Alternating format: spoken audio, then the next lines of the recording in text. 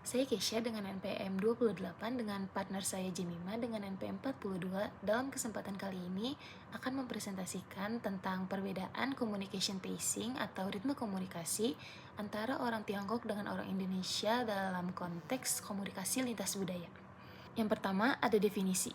Pacing communication adalah perbedaan tempo atau ritme komunikasi saat menyampaikan dan menerima informasi dalam lingkungan kerja. Perbedaan ini bisa terlihat dari kecepatan berbicara, cara memberi instruksi, waktu merespons, sampai gaya penyampaian pesan.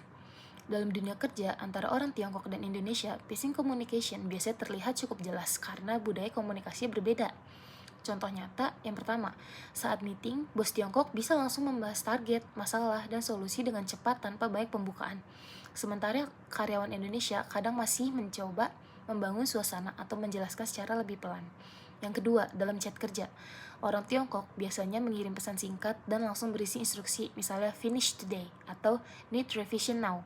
Sedangkan orang Indonesia lebih terbiasa memakai kalimat yang lebih halus seperti tolong dibantu revisinya ya kalau sempat.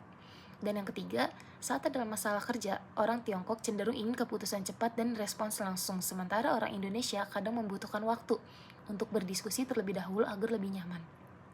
Perbedaan pacing communication ini, kalau tidak bisa dipahami, bisa menyebabkan salah paham, tekanan kerja, atau dianggap kurang profesional oleh salah satu pihak. Berikut ini adalah hasil wawancara beberapa orang Indonesia yang merasakan perbedaan communication pacing ketika bekerja dengan orang Tiongkok. Yang pertama, ada perbandingan. Orang Tiongkok cenderung lebih cepat, langsung, singkat, dan fokus pada efisiensi kerja. Sementara orang Indonesia cenderung lebih santai, halus, dan menggunakan pembukaan atau basa-basi. Yang kedua, ada dampak perbedaan komunikasi. Yang pertama, berpotensi menyebabkan miskomunikasi dan salah penafsiran instruksi. Dan yang kedua, tempo bicara cepat membuat pekerja Indonesia harus lebih fokus. Yang ketiga, komunikasi langsung dianggap lebih efektif untuk mempercepat kesepakatan. Dan yang terakhir, chat atau email membantu memperjelas detail informasi. Yang ketiga, cara adaptasi. Yang pertama, dengan mengulang dan mengonfirmasi poin penting. Yang kedua, menyesuaikan gaya komunikasi menjadi lebih to the point. Yang ketiga, mendengarkan lebih fokus saat diskusi. Dan yang terakhir, memahami kebiasaan komunikasi masing-masing budaya. Dan yang keempat adalah pacing communication menjadi aspek penting dalam komunikasi lintas budaya. Hambatan komunikasi dapat diatasi melalui adaptasi, klarifikasi, dan saling memahami budaya komunikasi masing-masing. Selanjutnya, saya akan menjelaskan penjelasan dan analisis komunikasi dari hasil wawancara. Berdasarkan hasil wawancara tersebut, terlihat bahwa terdapat perbedaan pacing communication antara orang Cina dan Indonesia dalam dunia kerja. Pacing communication sendiri dapat dipahami sebagai perbedaan tempo, ritme, dan gaya komunikasi saat menyampaikan maupun menerima informasi. Dari jawaban narasumber yang kami dapat, orang Cina cenderung memiliki gaya komunikasi yang cepat, langsung, singkat, dan fokus pada efisiensi kerja. Hal ini terlihat terutama saat meeting atau diskusi langsung, di mana mereka terbiasa membahas banyak hal sekaligus dengan tempo bicara yang cepat. Sementara itu, orang Indonesia cenderung menggunakan komunikasi yang lebih santai, lebih halus, dan sering menggunakan pembukaan atau basa-basi sebelum masuk ke inti pembicaraan. Perbedaan inilah yang membuat proses adaptasi komunikasi menjadi tantangan di awal kerjasama. Dalam komunikasi langsung, narasumber merasa bahwa interaksi tatap muka lebih efektif karena memungkinkan adanya tanya jawab secara langsung sehingga kesepakatan komunikasi terasa lebih cepat tercapai. Namun, tempo bicara yang cepat dari pihak Cina juga berpotensi menimbulkan kesalahpahaman, terutama bagi pekerja Indonesia yang belum terbiasa dengan ritme tersebut. Karena itu, komunikasi tertulis seperti chat atau email terkadang dianggap lebih aman untuk memastikan detail informasi dapat dipahami dengan jelas. Hasil wawancara juga menunjukkan bahwa perbedaan pacing communication dapat mempengaruhi proses kerja apabila terjadi miskomunikasi atau salah penafsiran instruksi. Akan tetapi, konflik komunikasi tersebut umumnya tidak berlangsung lama karena adanya proses adaptasi dan keterbiasaan. Para narasumber mengatasi hal tersebut dengan beberapa strategi, seperti mengulang kembali poin penting, melakukan konfirmasi ulang, mendengarkan lebih fokus, dan menyesuaikan gaya komunikasi agar lebih singkat dan to the point pada saat berinteraksi dengan rekan kerja dari China.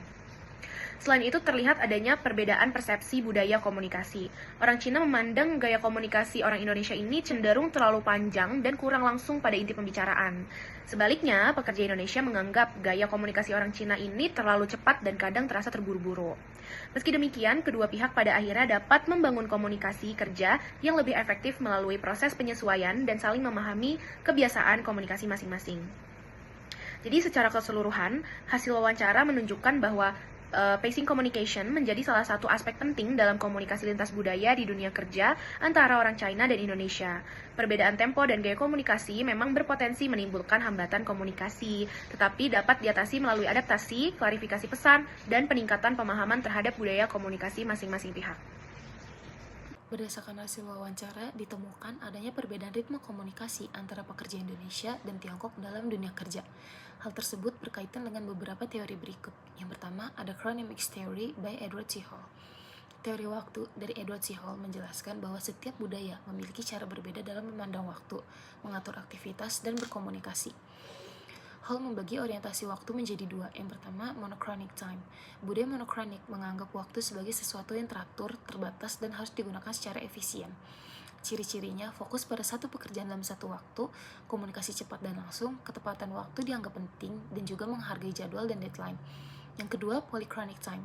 Budaya polychronic melihat waktu lebih fleksibel. Ciri-cirinya bisa melakukan beberapa hal sekaligus, hubungan sosial lebih penting daripada jadwal, komunikasi lebih santai dan tidak terburu-buru, juga jadwal dapat berubah menyesuaikan situasi. Kedua adalah Intercultural Communication Competence by Darla K. Derdorf. Teori ICC menjelaskan kemampuan seseorang untuk berkomunikasi secara efektif dan tepat dengan orang dari budaya yang berbeda. ICC bukan hanya kemampuan berbicara bahasa asing, tapi juga kemampuan memahami perbedaan budaya, menyesuaikan cara berkomunikasi, serta mengurangi kesalahpahaman antar budaya. Komponen utama ICC antara lain yang pertama attitude atau sikap, yang kedua knowledge atau pengetahuan, yang ketiga skill atau keterampilan, yang keempat internal outcome yaitu perubahan dalam diri seseorang setelah memahami budaya lain, dan yang terakhir external outcome, hasil nyata dalam komunikasi antar budaya. Ketiga adalah Expectancy Violation Theory by Judy Burgeon. Teori EV dari Judy Burgeon menjelaskan bahwa setiap orang memiliki ekspektasi terhadap cara orang lain berkomunikasi. Ekspektasi ini terbentuk dari budaya, norma sosial, pengalaman, dan lingkungan kerja. Ketika perilaku komunikasi seseorang tidak sesuai dengan ekspektasi tersebut, maka terjadi expectancy violation atau pelanggaran ekspektasi.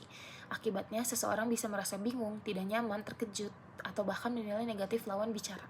Dan yang keempat adalah Communication Accommodation Theory by Howard Giles. Teori CA menjelaskan bahwa seseorang sering menyesuaikan cara komunikasinya saat berbicara dengan orang lain. Penyesuaian ini dilakukan agar komunikasi lebih nyaman, hubungan sosial lebih baik, serta pesan lebih mudah dipahami. Bentuk akomodasi dalam teori CA antara lain yang pertama convergence atau pendekatan, yang berarti seseorang menyesuaikan gaya komunikasinya agar lebih mirip dengan lawan bicara, dan yang kedua divergence atau menjaga perbedaan, yang berarti seseorang sengaja mempertahankan gaya komunikasi sendiri dan tidak menyesuaikan diri. Kemudian ada perbandingan. Berdasarkan hasil wawancara di atas, terdapat beberapa perbedaan pacing communication dalam dunia kerja antara orang Tiongkok dan Indonesia. Secara umum, orang Tiongkok cenderung memiliki gaya komunikasi yang cepat, singkat, langsung pada inti pembicaraan, serta berorientasi pada efisiensi. Hal ini terlihat dari beberapa narasumber yang menyebutkan bahwa saat meeting atau diskusi langsung, orang Tiongkok terbiasa berbicara cepat dan membahas banyak hal sekaligus. Mereka lebih menyukai komunikasi yang efektif tanpa terlalu banyak pembukaan, sehingga proses kerja dapat berjalan lebih cepat. Sebaliknya, gaya komunikasi orang Indonesia dinilai lebih santai, lebih panjang, dan terkadang dianggap bertele-tele sebelum masuk ke inti pembahasan. Dalam pandangan orang Tiongkok, kebiasaan memberikan pembukaan atau penjelasan yang terlalu panjang dapat memperlambat proses komunikasi dan berpotensi menimbulkan salah pengertian. Namun, bagi orang Indonesia sendiri, gaya komunikasi tersebut sering digunakan untuk menjaga kesopanan dan membangun kenyamanan dalam interaksi kerja. Selanjutnya yaitu adalah potensi konflik budaya. Menurut kami dan berdasarkan dengan hasil wawancara yang kami dapat, menurut kami bisa berpotensi jadi konflik budaya, terutama karena perbedaan gaya komunikasi. Orang China itu biasanya lebih cepat, langsung, dan to the point dalam menyampaikan pekerjaan, sedangkan orang Indonesia cenderung lebih santai dan banyak basa-basi. Kalau kedua belah pihak belum saling memahami kebiasaan komunikasi masing-masing, bisa muncul salah paham. Misalnya, orang Indonesia merasa lawan bicara terlalu keras atau terburu-buru, sementara orang China bisa merasa komunikasi orang Indonesia ini terlalu lama dan kurang efektif. Tapi biasanya, konflik seperti ini bisa dikurangi kalau kedua pihak sudah mulai beradaptasi dan memahami budaya kerja satu sama lain. Lalu selanjutnya, yaitu bagaimana cara mengatasi dan strategi dalam menghadapi pacing communication yang terjadi dalam dunia pekerjaan. Cara mengatasinya biasanya dengan saling menyesuaikan gaya komunikasi dan memperjelas informasi yang disampaikan. Dalam lingkungan kerja dengan orang China, strategi komunikasi yang menurut kami cukup efektif di antara lain yaitu pertama, menyampaikan pesan dengan singkat, jelas, dan langsung ke inti pembahasan. Kedua, fokus saat meeting karena tempo komunikasi biasanya cepat. Lalu yang ketiga, mengonfirmasi ulang instruksi atau poin penting untuk menghindari salah paham. Keempat, menggunakan chat atau email untuk hal yang detail supaya ada komunikasi tertulis. Kelima, memahami kebiasaan komunikasi mereka terlebih dahulu sebelum merespon. Keenam, menjaga nada bicara tetap profesional dan tidak terlalu emosional saat ada perbedaan pendapat. Dan yang terakhir adalah beradaptasi dengan ritme kerja mereka tanpa menghilangkan sopan santun dalam komunikasi. Lalu, ada dampak di dunia kerja dan bentuk adaptasi. Dampaknya yang pertama, perbedaan ritme komunikasi dapat menyebabkan miskomunikasi. Yang kedua, komunikasi langsung dianggap lebih efektif karena respon lebih cepat. Dan yang terakhir, chat membantu mengurangi salah paham karena informasi tertulis. Bentuk adaptasinya yang pertama, mengikuti tempo komunikasi yang lebih cepat. Yang kedua, berbicara lebih singkat dan to the point. Yang ketiga, mengulang atau memastikan kembali informasi penting. Dan yang terakhir, mendengarkan lebih fokus saat diskusi berlangsung.